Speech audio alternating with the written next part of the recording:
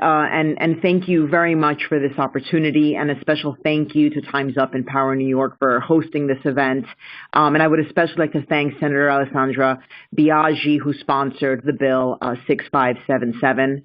I would also like to thank Beverly Cooper Neufeld, the founder of PowHerNY York, Miriam Clark, president of NALA New York, who was involved in the effort in supporting these new amendments, Dana Sussman, Deputy Commissioner of the New York City Commission of Human Rights, Rita Passerell, co-founder of the Sexual Harassment Working Group, and Angie Jean Marie, the Director of Advocacy and Engagement at Time's Up. And, I just, on a personal note, while I am the New York State Commissioner for the Division of Human Rights, in my past life, I worked in the advocacy space, and I know exactly how much work it takes to get something like this done. So I really want to highlight that and thank you all again for your hard work on this.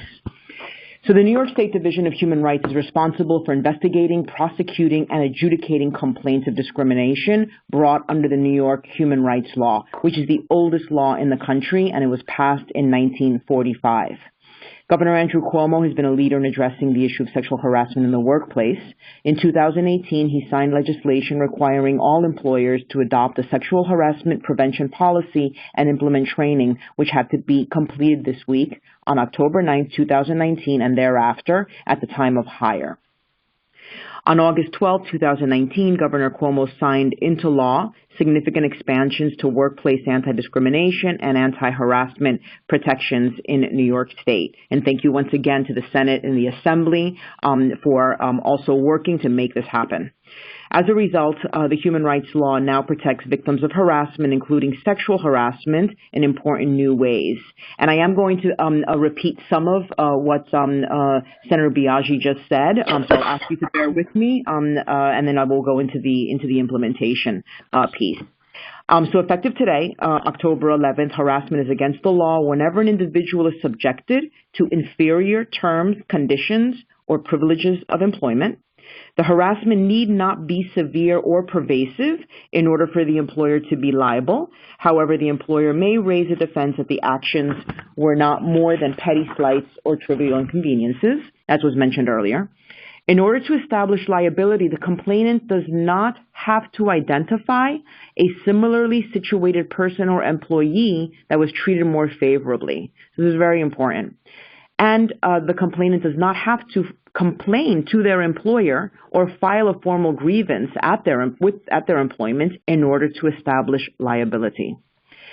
Non-employees working in the workplace are also protected from all discrimination. These protections extend to contractors, subcontractors, vendors, consultants, or others providing services in the workplace. Punitive damages may be awarded against private employers. Attorney's fees may be awarded in all employment cases. And under New York law, settlements of employment discrimination claims can only include the conditions of confidentiality if it is in the complainant's preference, and agreements regarding non-disclosure must be in writing to all parties in plain English and, if applicable, the primary language of the complainant. So additionally, and this all actually started in August 12th of 2019, the human rights law is to be liberally construed under New York state law without reference to any federal law that may lead to a more restrictive result. As of today, the human rights law now explicitly includes protections in employment from harassment based on any protected class. In addition, domestic workers are now also protected from harassment on all bases. Looking to the future, effective January 1st, 2020, under New York law, settlements of employment discrimination claims cannot prevent complainants from speaking to an attorney, the New York State Division of Human Rights, the U.S. Equal Employment Opportunity Commission, local human rights commissions, or any other form of law enforcement. And effective February 8th, 2020, the human rights law will apply to all employers within New York State, even those with fewer than 4 employees.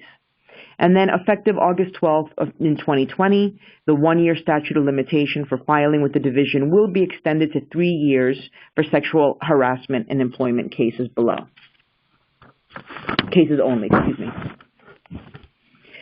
So the division plans to implement the new laws in the following ways. Number 1, through outreach and public education. Our updated educational materials about the new amendments can be found on the New York State Division of Human Rights website. in addition to the Combating Sexual Harassment website, which is located at www.ny.gov and managed by the Department of Labor. This has employee and employer toolkits and other resources on model policies and trainings. We are planning a series of town halls and other outreach events throughout the state, and we will partner with advocacy organizations in addition to state agencies like the Department of Labor, Department of State, and the Governor's Office. We will continue active media and social media efforts in television, radio, and print, and I, as the Commissioner, will publish op-eds and speak publicly around the state. Number 2, through enforcement, the Division of Human Rights will continue to diligently investigate individual claims of harassment and discrimination in the workplace and provide appropriate remedies, including back pay, reinstatement, civil fines, and penalties, among others.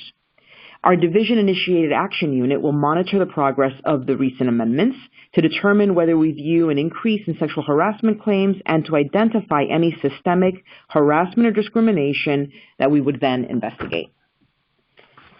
Now, with regard to new regulations, at this point, it is too early in the process to issue new regulations on the new law. The Division of Human Rights will apply the law through our investigations and before our administrative law judges at public hearings. And as issues arise, we will take into consideration whether regulations would help clarify the law. And with regard to compliance, we will vigorously enforce the Commissioner's orders, which are my orders, where we have found liability to ensure compliance. And additionally, for cases that do not go to hearing but are settled, all terms of the settlement must be met before it is executed by the division. And to file a complaint, anyone can walk into any of the 12 offices that we have around the state, which are listed on our website, in person, or they can file a complaint via phone, or they can also download the complaint form from our website, complete it, and send it in any way that is most accessible for the complainant. And finally, I would like to announce that on October 25th, we will be holding a sexual harassment Know Your Rights at St. John's University School of Law, starting at 10 a.m. And for more details, you can reach out to us either through phone, through call, or through our